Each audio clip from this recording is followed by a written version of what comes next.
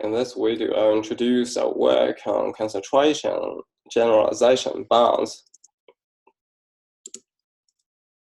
Concentration inequalities measures the deviation of a function from its expectation. They are essential tools in statistical learning theory. A common assumption is that random variables are independent. We studied the case that the random variables are not independent. One common way to model the dependency in the statistical learning theory is to use mixing coefficients. We use another way to model the dependency among the random variables, which is called dependency graph. This is a very common tool in the probability and statistics. Dependency graph really says non-adjacent subgraphs of a dependency graph indexes independent random variables.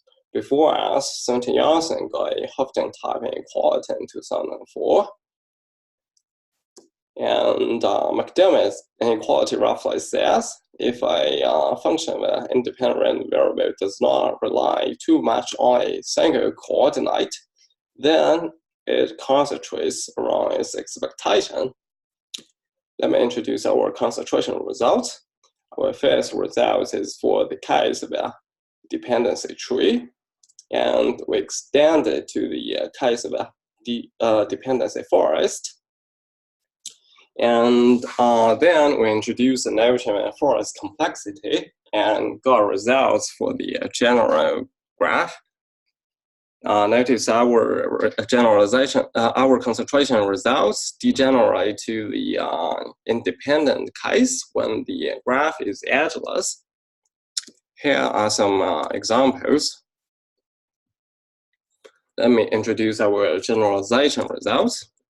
We use the uniform stability introduced by McDiarmid-Type Inequalities and establish stability bound for learning graph-dependent data.